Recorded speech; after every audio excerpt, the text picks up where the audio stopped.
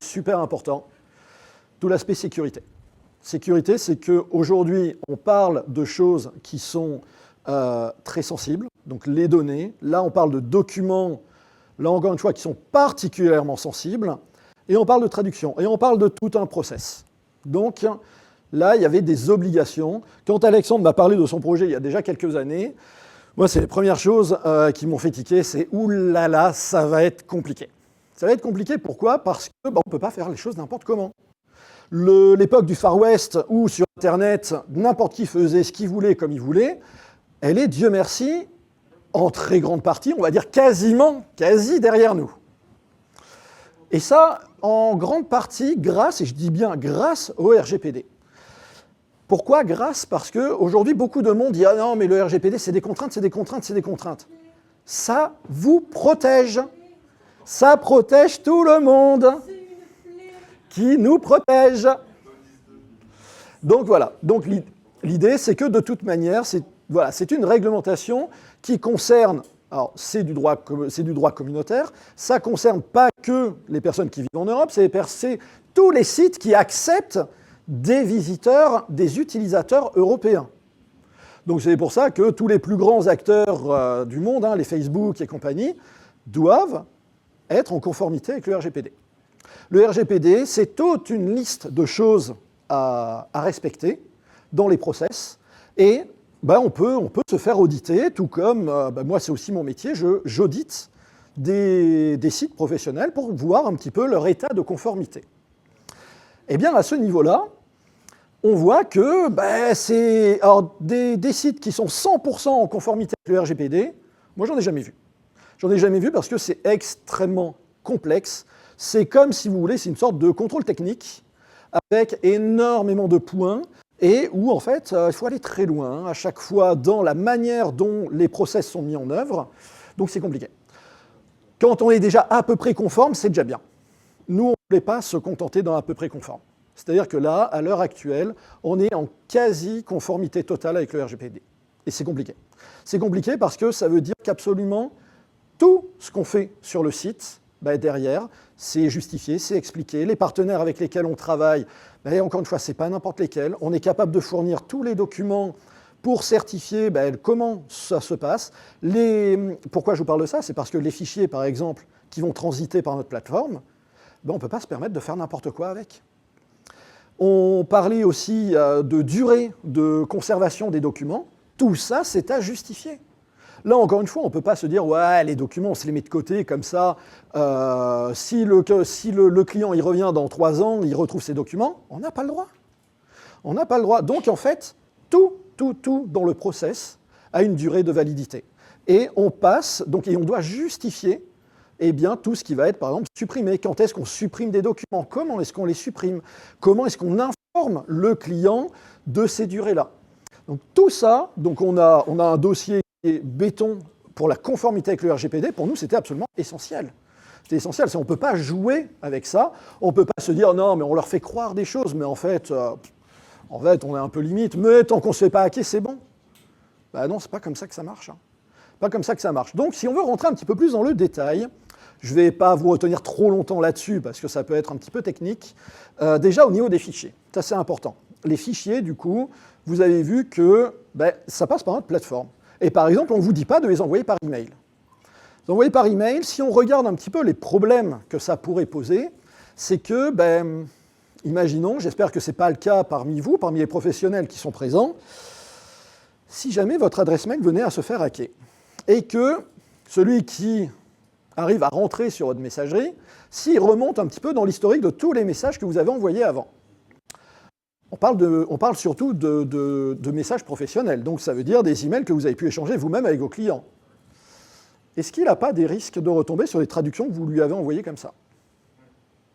Est-ce que le risque, ce n'est pas justement de retrouver des choses qui pourraient être très compromettantes pour beaucoup de monde, et indirectement, puisque c'est vous qui avez été hacké, c'est d'autres personnes qui risquent finalement d'avoir des données compromises. C'est un vrai risque. C'est un vrai risque. Donc là, l'idée, c'est évidemment d'éviter ça aussi. Donc nous, notre plateforme, qu'est-ce qu'on fait? Là, encore une fois, c'est en toute transparence ce qu'on fait. C'est que, étant donné que quand une commande est passée, c'est entre un client et un prestataire. On a mis en place justement un système de cryptage, de chiffrement des fichiers, qui fait que de toute manière, il y a un système de clés publiques, clés privées en place entre les deux personnes, et de toute manière, personne d'autre, et quand je dis personne d'autre, c'est même pas ni Alexandre, ni moi-même en tant que développeur, personne d'autre pourra ouvrir le site, ouvrir le fichier, pardon, à part les deux personnes concernées. On a tout un système qui rajoute encore de la sécurité au niveau des URL utilisées. Le fait que quand on va télécharger un fichier, de toute manière, si on n'est pas une des deux personnes concernées, le lien ne marchera pas. Et en plus, même si on devait réussir à récupérer le fichier est encrypté, on appelle ça justement un cryptage au repos. C'est-à-dire qu'en fait, c'est le site lui-même qui, au moment où le téléchargement est autorisé, va décrypter le fichier à ce moment-là. Le fichier, le reste du temps, il passe sa vie crypté.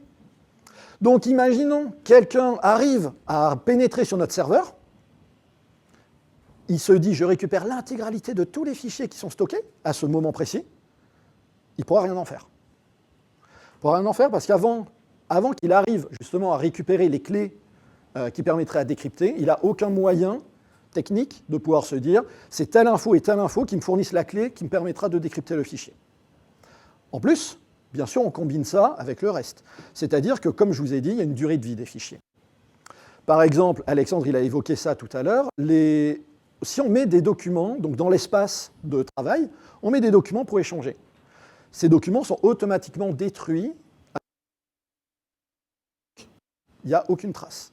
Au niveau de la signature que vous faites chez YouSign, au moment où en fait la mission est là aussi terminée, eh bien, on a un appel qui est envoyé à YouSign, il n'y a plus aucune trace de votre signature, là encore une fois, chez le partenaire qui est YouSign.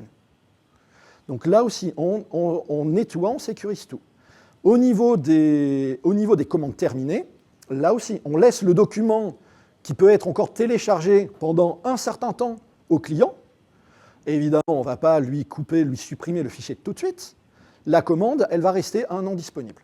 Ça, on pourra changer, c'est du process, hein, mais c'est le délai en général légal sur tout ce qui a trait justement à des commandes, à des factures.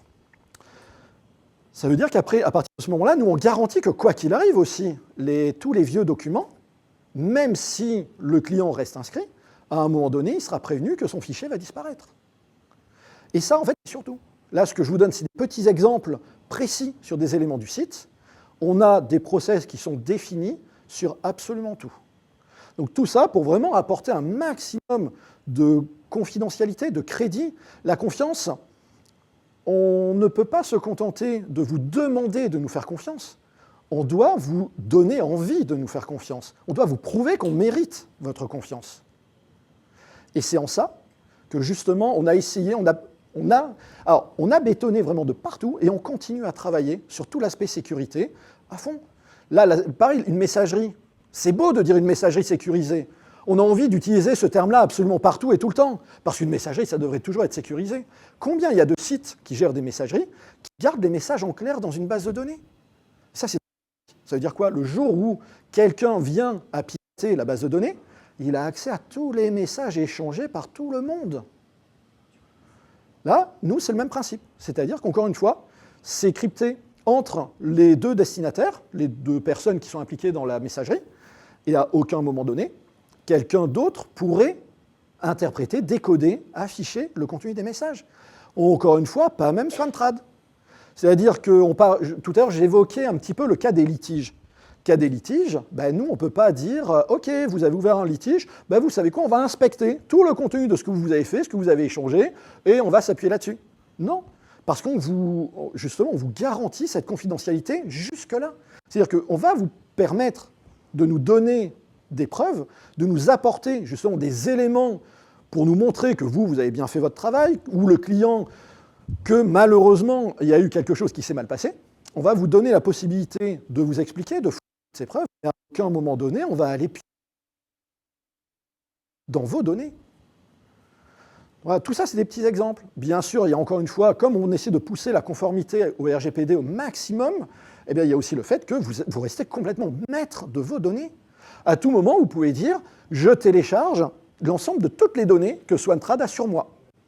Et ça, vous pouvez le faire n'importe quand. Encore une fois, c'est mis en avant, c'est la loi. On doit le faire. Pas tous les sites le font. Pourtant, tout le monde devrait le faire. Nous, on a décidé de le faire vraiment d'entrée de jeu. Bien sûr, vous pouvez supprimer votre compte, vous pouvez absolument gérer tout ça. On a essayé de penser à tous les cas de figure, c'est-à-dire qu'un client qui vient à supprimer son compte, il vous a fait des commandes par le passé, comment ça se passe au niveau de la facturation, si vous devez récupérer à nouveau les factures et tout. Tout est pris en compte. Bien sûr, vous ne perdrez pas vos factures. On a fait ce qu'il faut. Lui, il peut supprimer son compte quand il veut. Pour autant, ça n'impacte pas, on va dire, après coup, les prestataires avec qui cette personne avait travaillé. Donc voilà un petit peu, en fait, tout ce qui est déjà fondamental. C'est-à-dire qu'il était hors de question, par exemple, de vous fournir une plateforme qui n'allait pas respecter tout ce que je vous ai dit là. Ça a été une grosse partie du travail. Et il était absolument impensable de dire non, mais la sécurité, on la verra après. C'est trop important à ce niveau-là. Donc voilà, donc ça c'était le fait, donc déjà le RGPD qui est vraiment au centre de tout, le fait que donc les fichiers sont absolument tous cryptés, et du coup on a cette sécurité, c'est que même quelqu'un d'autre qui pourrait récupérer le fichier, il n'en fera rien. Il n'en fera rien. Pareil pour la messagerie, du coup. Là aussi, donc, chez Swantrad, la confidentialité n'est pas une promesse marketing, c'est une garantie technique. Ben, pas simplement un slogan, on a vraiment envie d'y croire. En tout cas, on s'est donné les moyens pour vous proposer aujourd'hui une plateforme qui, encore une fois, il faut toujours partir du principe que le pire pourrait arriver. Le pire, c'est quoi? C'est qu'on se fasse hacker. Eh ben, dans ce cas-là, la personne qui pourrait récupérer nos données côté serveur ne pourra rien en faire. Ce ne sera pas exploitable. Je ne vous parle même pas, évidemment, du fait que vos mots de passe, eh bien, là aussi, ils sont enregistrés de manière sécurisée. Ça devrait être la base depuis la création d'Internet. Malheureusement, vous avez souvent entendu parler de fuites de 500 millions de mots de passe chez Yahoo, des choses comme ça. C'est absolument hallucinant que ce genre de choses arrive. Bon, ben là, pareil, la personne, même quelqu'un qui récupère la base de données, il ne peut pas avoir connaissance des mots de passe qui ont été saisis à la base, quoi qu'il arrive. Donc voilà, donc nous, c'est cette garantie qu'on va vous apporter avec la plateforme. C'était important aussi de parler un petit peu de Stripe. Comme l'a dit Alexandre, Stripe, c'est le partenaire qu'on a choisi pour tout ce qui va être les paiements. Évidemment, il était hors de question de développer une solution ad hoc, c'est-à-dire nous-mêmes, une solution qui allait gérer les paiements directement chez nous. On est absolument hors de question. Hein. C'est que chacun son métier, on est sur le domaine le plus sensible qui soit, les paiements. On n'allait pas se substituer à des gens qui le font très bien. Et nous, en plus, c'est pas comme ça qu'on va vous mettre en confiance. Là, qu'est-ce qui se passe avec Stripe? C'est que quand le client va faire son paiement, lui, eh ben, il va basculer, au moment de payer, il va basculer sur Stripe. Donc il va se créer son compte, il va pouvoir payer, et l'argent, du coup, nous, l'argent, on le récupère, il est mis sous séquestre au niveau justement de notre entreprise, on garde l'argent pour vous. Pendant ce temps-là, donc vous allez faire toute la mission, la prestation va se réaliser, on va arriver au bout. Vous, préalablement, comme vous êtes inscrit à la plateforme, eh bien, vous aussi, vous avez utilisé ce qu'on appelle Stripe Connect, c'est-à-dire que vous faites partie, comme vous faites partie de nos clients, vous avez paramétré votre profil chez Stripe, avec vos données bancaires et tout, et nous, Stripe nous dit, oui, c'est bon, telle personne a bien rempli tout ce qu'il faut, elle va pouvoir recevoir des paiements, la seule chose que vous avez besoin de connaître, c'est un token. On appelle ça comme ça en informatique, c'est-à-dire une suite de chiffres et de lettres suffisamment complexe pour que ça ne veuille rien dire et que ce soit impossible à deviner. Donc nous, on va garder ce token. Ce token, c'est ce qui va vous identifier, vous, dans les communications que nous, on va avoir avec Stripe. À partir de ce moment-là, quand arrive le moment de vous payer, nous, on a juste à dire à Stripe, tu reconnais la personne qui a ce token ? Nous, potentiellement, on ne connaît même pas, à la limite, on ne saurait pas votre identité derrière, c'est pareil. Vous l'avez fait vérifier chez Stripe, ça suffit. Hein. Donc on dit à Stripe, tu reconnais la personne qui a ce token ? Eh ben, c'est à cette personne-là qu'on veut envoyer tel. Donc c'est-à-dire que nous, la seule chose qu'on stocke pour vous, pour les paiements, c'est ce fameux token. Et donc là, encore une fois, aucune fuite de données possible. À la limite, si quelqu'un venait à voler votre token, il faudrait déjà qu'il utilise nos identifiants de l'API. Ça veut dire qu'il faudrait qu'il nous ait hacker, la seule chose qu'il pourrait faire, c'est vous envoyer de l'argent. Au pire des cas, c'est vous envoyer de l'argent. Bon, donc, je pense qu'à ce niveau-là, on est assez content du process qu'on a avec Stripe. Disons qu'on a suffisamment foi en Stripe pour pouvoir nous appuyer complètement là-dessus. Il y a quelque chose qu'Alexandre n'a pas dit, c'est que dans les frais de plateforme, ben forcément Stripe, eux, ils prennent aussi leur petite commission sur les transactions. Nous, on a décidé que cette transaction, que ces frais de Stripe n'impactent pas du tout vos paiements à vous. Ça veut dire qu'on les absorbe. Nous, on a les frais qu'on prend en charge sur le paiement du client.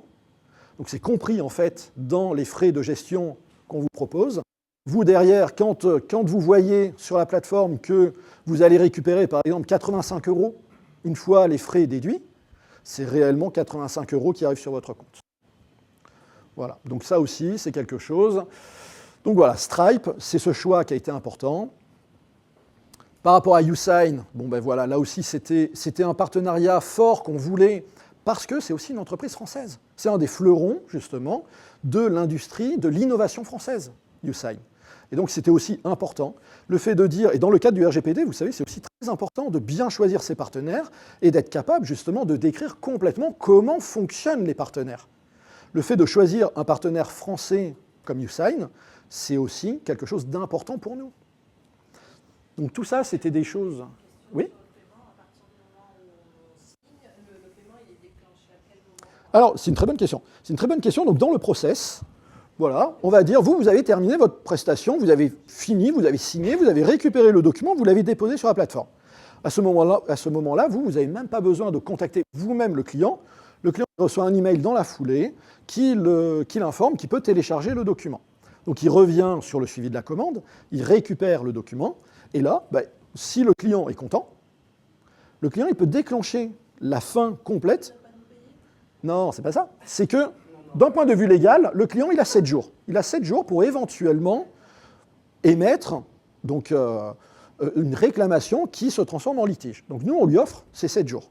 C'est-à-dire que quoi qu'il arrive, nous, on ne peut pas vous déclencher votre paiement avant ces 7 jours. Sauf s'il renonce en fait, à ses droits de réclamation en acceptant votre travail, auquel cas, ben, lui, il dit simplement « je valide la réception », boum, il est tout informé de ce que ça veut dire. Vous, ça vous déclenche le paiement immédiat. Et lui, ça lui permet de vous évaluer. Imaginons, il ne vous évalue pas parce que lui, il n'a pas conscience du fait que c'est très important pour le fonctionnement de la plateforme. Automatiquement, s'il ne vous a pas évalué, comme ça se passe dans la plupart des marketplaces, une semaine après, boum, ça fait une notation de 5 étoiles pour vous en évaluation automatique. Ce qui est normal.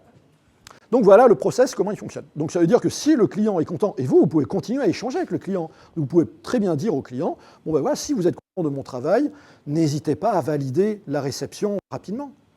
Ça fonctionne comme ça dans beaucoup. S'il y en a qui utilisent Vinted, par exemple, Vinted, ça marche comme ça. Le paiement est déclenché après la validation de la réception du client. Et si le client, il oublie de valider, quoi qu'il arrive, au bout de quelques jours, boum, l'argent est envoyé, l'évaluation est déposée. Donc là, on ne révolutionne pas à ce niveau-là. On s'appuie sur justement un ensemble de marketplaces qui sont bien en place, qui ont des process qui sont bien huilés, et en fait, on s'appuie là-dessus pour transposer quelque chose d'équivalent à notre service à nous. Donc ça, c'était par rapport à Stripe. Du coup, c'était important d'en parler. Ouais. Voilà, donc là aussi, effectivement, pas grand-chose de particulier à ce niveau-là par rapport à ce que j'ai déjà dit. Voilà, donc évidemment, l'objectif, ça reste la signature électronique. Maintenant, vous pouvez accepter des commandes sans signature électronique et avec, par exemple, un envoi postal. C'est juste un process normal qui est possible via la plateforme. Encore une fois, nous, notre vocation, ce n'est pas vous rendre prisonnier de Swantrad, ni obliger les clients à quoi que ce soit. C'est un service qu'on propose. Nous, on est persuadés que le fait de... Même s'il y a des frais, hein, et ça, il faut bien que le service fonctionne de toute manière, même s'il y a des frais, on est persuadé qu'offrir la garantie à la fois à des professionnels que s'ils font un travail, ils vont être rémunérés pour, et offrir aux clients le fait de se dire « moi, je ne les connais pas du tout, ces gens-là, mais par contre, si je paye, j'ai quand même envie d'avoir des garanties ». Voilà. Donc nous, c'est ce service-là qu'on veut offrir. Et si vous vous mettez d'accord, ou si par exemple vous avez déjà travaillé avec quelqu'un, que ça s'est super bien passé, et que la fois d'après vous vous dites on peut se mettre en contact direct, pas besoin de passer par la plateforme, nous on n'est pas, encore une fois, on n'est pas en train d'essayer de vous emprisonner, vous n'êtes pas pieds et poings liés. Et ça c'est important. C'est important parce que du coup, ça va me permettre d'enchaîner avec la roadmap, et dans la roadmap, donc on a déjà défini en fait un ensemble de fonctionnalités qui arrivent. Si Michael il est là aujourd'hui avec nous, c'est pas pour rien, parce que justement, il fait partie de nos développeurs et il travaille déjà sur la prochaine grosse fonctionnalité qui va arriver, c'est-à-dire les missions de type interprétariat. Et là, donc c'est ce qui va offrir la possibilité non plus d'acheter une traduction, mais le fait de dire, voilà, vous êtes interprète, vous êtes dans un secteur géographique où je vais avoir besoin de vos services, vous avez indiqué, parce que ça on n'en a pas parlé, il y a aussi une notion de disponibilité. On peut saisir sur la plateforme quand est-ce qu'on est disponible ou quand est-ce que par exemple on est en congé ou tout simplement en mission déjà ailleurs.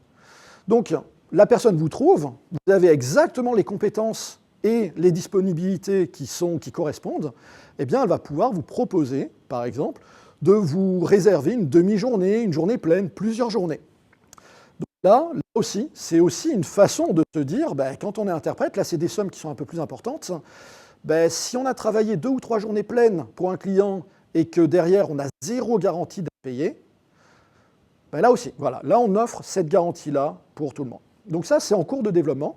Il y a aussi le fait que ce qui va arriver très très vite, c'est le fait de pouvoir proposer des services de traduction, mais avec un prix qui va être variable, c'est-à-dire à la page.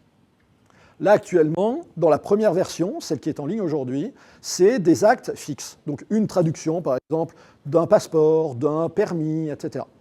Mais maintenant, ce n'est pas la même chose. S'il y a un acte notarié qui fait, par exemple, 5 pages, 10 pages, 20 pages, eh bien là, on va pouvoir définir les services en disant le prix à la page. Et le prix à la page, derrière, avec un petit algorithme, on sait que normalement, c'est 250 mots par page, ce qu'on compte. Donc là, on peut voir s'il y a besoin d'ajuster, sinon c'est ça la base de calcul. Eh bien, on est capable de calculer dans le document qu'on reçoit de la personne. Une fois qu'elle l'a uploadé, le document, on est capable de dire, indépendamment du formatage du document, on est capable de dire ça correspond à tant de pages de traduction. Et dans ces cas-là, vous recevrez la proposition, encore une fois, en vous indiquant tant de mots à traduire, soit tant de pages, et voici du coup le coût qui a été calculé pour le client. Et là, vous acceptez, vous refusez. C'est calculé à votre avantage, même s'il y a une page où il y a... Bien sûr, c'est toujours... Bien sûr, c'est la page, c'est arrondi au-dessus, évidemment. Donc on a ça. Ce que Alexandre, je vous dis un peu pêle-mêle, ce que Alexandre vous a déjà évoqué, c'est le fait, on offre un accompagnement. Vous êtes, alors on va dire, ouais j'ai envie de dire ça, vous avez la chance de faire partie des premiers. Évidemment, par exemple, on a Jacques qui a déjà essuyé quelques plâtres, en nous aidant à pouvoir peaufiner le process. Tout ne sera pas parfait tout de suite. Il y a beaucoup de choses qui vont être améliorées, qui vont être rajoutées dans les mois à venir. Eh bien sûr que tant que vous allez être un petit nombre, pas des milliers et des milliers de traducteurs, eh bien, Alexandre, notamment, se charge de tout l'accompagnement. Ce qu'on appelle l'onboarding, de manière générale, sur les sites comme ça, c'est le fait de vous aider à découvrir la plateforme, à comprendre comment elle fonctionne, à publier vos premières annonces, à vous aider en termes de référencement. Alexandre, par exemple, il peut repasser derrière vos services, derrière vos articles, et améliorer à l'aide de ce qu'on appelle justement la métadescription, les mots-clés, faire en sorte de vous aider à optimiser votre référencement à ce niveau-là. Alexandre, il va pouvoir vous recevoir. Ceux qui sont dans le coin peuvent très bien suivre des petites formations sur Sophia Antipolis dans nos locaux. Ou alors ça peut être en visio. Donc on va proposer tout cet accompagnement. D'ailleurs, dès aujourd'hui, s'il y en a qui veulent s'inscrire, je sais qu'on a déjà quelques créneaux qui peuvent vous être proposés. Voilà.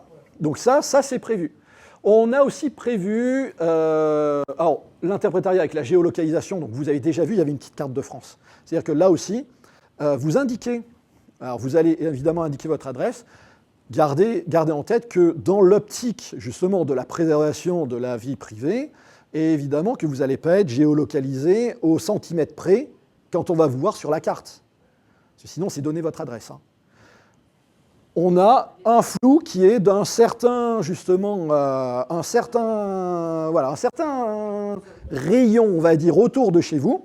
Et en fait, vous êtes placé au pif dans cette zone-là. Voilà, ça c'était aussi super important. Mais au moins, quelqu'un qui cherche un traducteur, je ne sais pas, sur Cannes, oui, puis il va pouvoir indiquer le nombre de kilomètres autour. Ça aussi, c'est vachement bien. Ce qui veut dire que si par exemple je cherche un traducteur dans les 50 kilomètres autour de Cannes, je vais pouvoir saisir ces critères et uniquement les traducteurs qui correspondent vont apparaître. Donc voilà, donc ça, la géolocalisation, elle va servir à ce niveau-là. On a une version premium qui est prévue aussi, qui va apporter du confort supplémentaire. C'est-à-dire que ça va fonctionner avec un abonnement qui en contrepartie, c'est encore à l'étude d'un point de vue commercial, qui va probablement réduire la commission pour vous inciter finalement à utiliser de plus en plus la plateforme et qui va vous apporter des outils qui, là encore une fois, vous permettront de gagner du temps ou alors de vous démarquer de la concurrence. Vous démarquer de la concurrence, c'est comment par exemple? Imaginons, dans les délais personnalisés qu'on propose aujourd'hui sur les services, vous allez avoir plus de personnalisation à ce niveau-là.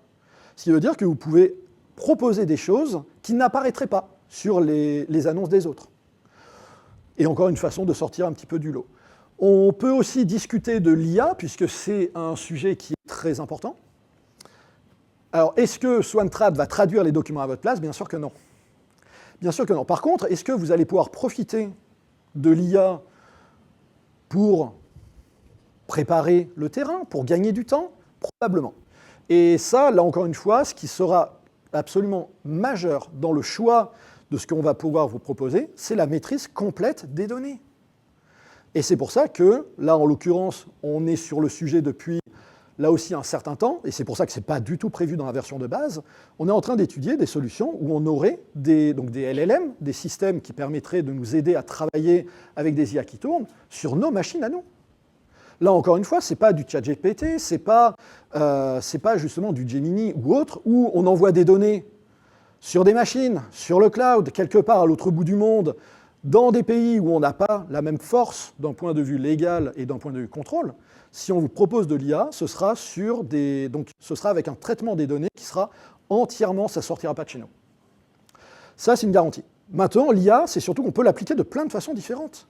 Là, bien sûr qu'on peut avoir des craintes en termes de protection du métier de traducteur, mais l'IA, par exemple, c'est le fait de pouvoir proposer en réalité, via un chatbot qui fonctionne avec un système de LLM, pouvoir proposer finalement à un utilisateur, à un client qui est sur le site, de pouvoir formuler n'importe quelle demande dans n'importe quelle langue et faire en sorte qu'on propose quand même ce qui correspond sur notre site. Ça aussi, c'est une intégration de l'IA. Donc non, en fait, on a à l'étude tout cet ensemble de fonctionnalités possibles. Il n'y a rien qui est complètement décidé. Pour rester complètement raccord avec les choix qu'on a fait jusqu'à maintenant, le jour où on proposera des outils qui s'appuient sur l'IA, ce sera encore une fois en toute transparence et avec un circuit des données qui sera complètement maîtrisé. Ça, c'est déjà une certitude. Et encore une fois, tout est à l'étude, rien n'est décidé, et surtout, on vous écoute. On vous écoute parce que si vous êtes là aussi aujourd'hui parmi les premiers et les premières, c'est parce que vous allez avoir sûrement plein de suggestions à nous faire. Et là, on est à l'écoute. On est à l'écoute, on est capable d'être très réactif derrière. Donc, évidemment que toutes les propositions seront bienvenues. Voilà, je pense que... Voilà. Et on a déjà une V2 qui est envisagée.